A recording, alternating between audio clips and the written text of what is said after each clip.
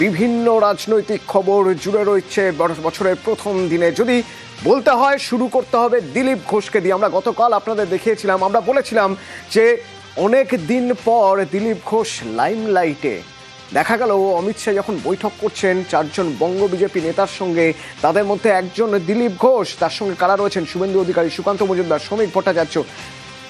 পরের দিন, আজই বছরের প্রথম দিন, দিলীপ ঘোষকে আগের মতোই দেখা গেল, সক্রিয় প্রাসঙ্গিক। দিলীপ ঘোষ আগের মতোই সক্রিয়। প্রথমেই যেটা করলেন তা হলো, এখন যিনি রাজ্য সভাপতি বিজেপির শ্রমিক ভট্টাচার্যের সঙ্গে বৈঠকটা সেরে ফেললেন দিলীপ ঘোষ। প্রাক্তন রাজ্য সভাপতি দিলীপ ঘোষ বৈঠক করলেন বর্তমান রাজ্য সভাপতির সঙ্গে। আর এই বৈঠকের পরেই শ্রমিক ভট্টাচার্য, তার প্রতিক্রিয়া, দিলীপ ঘোষ মাঠ জুড়ে খেলবেন। দিলীপ ঘোষ কি বাড়ি বসে থাকার লোক নাকি? দিলীপ ঘোষ প্রায় কৈশোর থেকে এই সংগঠনের সঙ্গে যুক্ত, flesh and blood of this organisation. এই নির্বাচনে সংঘবদ্ধ বিজেপিকেই দেখতে পাবে। রূপরেখা তৈরি করছিলেন, কখন কে কিভাবে ময়দানে নামবে সেটা তো ঠিক করবে পার্টি, সেটা সংবাদ মাধ্যম ঠিক করবে না। মাঠ জুড়ে খেলবে। কিন্তু এই যে এতদিন লাইমলাইটে ছিলেন না, আউট অফ ফোকাস ছিলেন, দিলীপ ঘোষ দলের একাংশ নিয়েও কথা বললেন। আর কি বললেন দিলীপ ঘোষ? বললেন তার পছন্দের জায়গা খড়গপুর। সেই খড়গপুর তার পছন্দের আসন, সেই আসনে তাকে লড়তে দেওয়া হয়নি, অপছন্দের আসনে লড়তে দেওয়া হয়েছিল। আর তার ফল কি হয়েছে সবাই দেখেছেন। খড়গপুর প্রসঙ্গে বললেন তার সব সময়ের পছন্দের আসন খড়গপুর। 26-এ কি দিলীপ ঘোষকে আবার খড়গপুরে দাঁড়াতে দেখা যাবে? সেটা পার্টি ঠিক করবে। আমার সবসময় পছন্দের আসন খড়গপুর। যখন থেকে আমাকে দাঁড়াতে বলা হয়েছিল আমি খড়গপুর বলেছিলাম। লোকসভায়ও তাই ছিল। গতবারে আমার পছন্দের বাইরে করা হয়েছিল, সেটা সবাই দেখেছেন রেজাল্ট কি হয়েছে। কিন্তু এই যে তাকে তার পছন্দের আসনে লড়তে দেওয়া হয়নি, অপছন্দের আসনে লড়তে দেওয়া হয়েছিল, এর কারণ কি? তাহলে দলের একাংশ কি কলকাঠি নেড়েছিল? এই প্রশ্ন যখন করা হলো, তখন দিলীপ ঘোষ বলছেন রাজনীতিতে কোণঠাসা করা একটা অঙ্গ, রাজনীতির অঙ্গ, তাকে কোণঠাসা করা হয়েছিল। কিন্তু তিনি ধৈর্য ধরে অপেক্ষা করেছিলেন, আর সেটা দল দেখেছে, বিজেপির কেন্দ্রীয় নেতৃত্ব দেখেছে। আর দেখেছে বলেই আজ দিলীপ ঘোষ আবার তার উপরে ভরসা করছেন কেন্দ্রীয় নেতৃত্ব। এটাই তো রাজনীতি, কোণঠাসা করা, কাউকে বেশি সুযোগ দেওয়া, কম দেওয়া। তো যদি সে যোগ্য থাকে রাজনীতি করার মতো, প্রত্যেক নেতার জীবনের পরিস্থিতি আসে, তো সেটা আমি আমার মতো লড়াই করেছি। আমি ধৈর্যের সঙ্গে ছিলাম পার্টির কাজ করার জন্য, যে পরিবর্তন করতে হবে। তো পার্টি যদি মনে করে আমার উপযোগিতা আছে, প্রয়োজন আছে, আমাকে কাজ দেবে। আমি জানি না কে প্রেশার তৈরি করেছে। আমার কেন্দ্রীয় নেতৃত্বের উপরে ভরসা ছিল যে আমি পার্টির কাজ করেছি, যে কাজ আমাকে দেওয়া হয়েছে আমি আমার পুরো শরীর মন বুদ্ধি দিয়ে কাজ করেছি, সাফল্য এসছে। তো যখন আমাকে প্রয়োজন হবে তারা আমাকে ডেকে নেবেন। লক্ষ্যমাত্রা সবসময় বড়ই থাকে, আর তবে কি আমরা বেশি পরিশ্রম করি, আর সেটাই হবে এবারে। দিলীপ ঘোষ, যে দিলীপ ঘোষের হাত ধরে বঙ্গ বিজেপির উত্থান হয়েছিল 2021 সালে, সেই 2021 সাল প্রসঙ্গ তিনি আবার তুলে আনলেন এবং একজোট হয়ে লড়াইয়ের বার্তা দিচ্ছেন দিলীপ ঘোষ। দিলীপ ঘোষ তার বক্তব্যে বলছেন একজোট হয়ে লড়াই করতে হবে।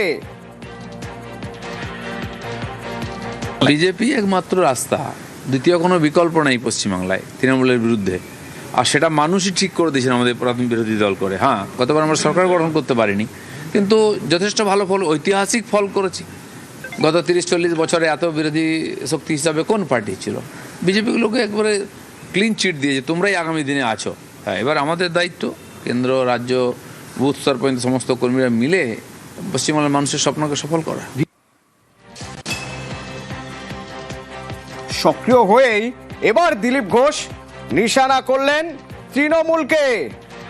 বলছেন তৃণমূল শেষ করে দিয়েছে পশ্চিমবঙ্গকে। অর্থাৎ স্বমেজাজে দিলীপ ঘোষ সরাসরি আক্রমণ তৃণমূলকে। বাংলার অপশাসনের জন্যই দেশে অশান্তি বলে দাবি করছেন দিলীপ ঘোষ। পশ্চিমবাংলায় বিজেপি জিততে চায়, সরকার গড়তে চায়, অনেক হয়ে গেছে। আর সারা পশ্চিমবাংলা নয়, পশ্চিমবাংলার মানুষের জীবন নষ্টাগত, সারা ভারতবর্ষকে অশান্ত করে রয়েছে পশ্চিমবাংলা এবং এখানকার মাধ্যমে যে দেশবিরোধী শক্তি বাংলাদেশ থেকে ঢুকে সারা দেশে ছড়িয়ে গিয়ে বন্দুক থেকে আরম্ভ করে যা কিছু অ্যান্টি ন্যাশনাল অ্যাক্টিভিটি করছে। তো এটা সারা দেশের লোকও বুঝেছেন, আর আমরা তো লড়াই করছিলামই, এখন সারা দেশ তৈরি বাংলাকে পরিবর্তন করতে। লক্ষ্যমাত্রা সবসময় বড়ই থাকে, আর তবে কি আমরা বেশি পরিশ্রম করি, আর সেটাই হবে এবারে। অসম্ভব কি আছে পৃথিবীতে? রাজনীতির পরিবর্তন 1 মাসের মধ্যে হয়ে যাবে। এর আগে গত 1-1.5 বছর ধরে পশ্চিমবাংলায় যে পরিস্থিতি চলেছে, সাধারণ মানুষ যেভাবে ক্ষোভ বিক্ষোভ দেখিয়েছেন, তারা বুঝিয়ে দিয়েছেন এই সরকারের সঙ্গে তারা খুশি নন, তারা পরিবর্তন চান। সুযোগটা বিজেপি নিচ্ছে, বিজেপিকে জিতিয়ে ক্ষমতায় আনা পশ্চিমবাংলায়, এটাই আমাদের কাছে মিশন। আর আমি 10 বছর ধরে এটা নিয়ে কাজ করছি। দিলীপ ঘোষ সক্রিয়, দিলীপ ঘোষ লাইমলাইটে। দিলীপ ঘোষ তৃণমূলকে বিদ্বেষ শুরু করেছেন ঠিক সেই মেজাজে যেরকম 2021 আগে তাকে বারবার বিভিন্ন মাঠে ঘাটে জনসভা দেখা যেত। তৃণমূল কি বলছে? যখন দিলীপ ঘোষ সক্রিয়, বিজেপি দিলীপ ঘোষের উপরেই বাজি ধরছে বলে মনে করা হচ্ছে, তৃণমূল কি বলছে শোনা যাক। পশ্চিমবঙ্গকে তৃণমূল শেষ করে দিয়েছে কি দেয়নি সেটা দিলীপ ঘোষ ঠিক করবেন না, সেটা বাংলার মানুষ ঠিক করবে, এবং বাংলার মানুষ ঠিক করে বলেই বাংলার মানুষ মমতা বন্দ্যোপাধ্যায়কেই বারবার চায়। আর দিলীপ ঘোষের কোনটা মুখ আর কোনটা মুখোশ এটা দিলীপ দাকে ক্ল্যারিফাই করতে হবে, কারণ উনি কদিন আগেই দীঘার জগন্নাথ মন্দিরের উদ্বোধনে গিয়ে মমতা বন্দ্যোপাধ্যায়ের ভূয়সী প্রশংসা করে বলেছেন এই মন্দির তৈরির ফলে আরো বেশি করে মানুষ আসবেন এখানে দেখতে, দীঘায় পর্যটনের প্রসার আরো বাড়বে। দিলীপদা কোন স্ট্যান্ডটা দিলীপদা সঠিক স্ট্যান্ড সেটা দিলীপদা আগে ভালো বলতে পারবেন। তবে এটা ঠিক, দিলীপ ঘোষ বিজেপির অন্যতম সফলতম সভাপতি ছিলেন, সেই দিলীপ ঘোষ দলেই ব্যস্ত। এখন নিজের দলে কলকে পাওয়ার জন্য ভোটের আগে সব দলই চেষ্টা করে তার স্ট্রেংথকে কাজে লাগাতে। দিলীপ ঘোষের কপালে সেই টিকিট ছেড়ে কিনা সেই দিকে আপনাদের সংবাদ মাধ্যমে নিশ্চিতভাবে নজর থাকবে। তবে আমরা উপভোগ করছি দিলীপ ঘোষের এই কাতর কাকুতি মিনতি।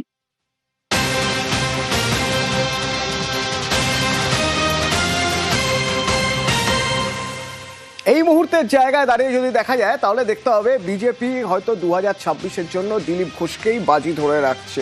এটা তাদের একটা অস্ত্র বা এটা তাদের একটা হাতিয়ার বলা যেতে পারে। এই মুহূর্তে দাঁড়িয়ে রাজনীতির সম্ভাবনার জায়গা এখনো সময় রয়েছে, আর সেই সময়টাই কাজে লাগাতে চাইছে তৃণমূল। আর সেই জন্যই আজ তৃণমূলের প্রতিষ্ঠা দিবস থেকেই তাদের জোড়া কর্মসূচি মানুষের কাছে পৌঁছানোর জন্য, জনসংযোগ বাড়ানোর জন্য।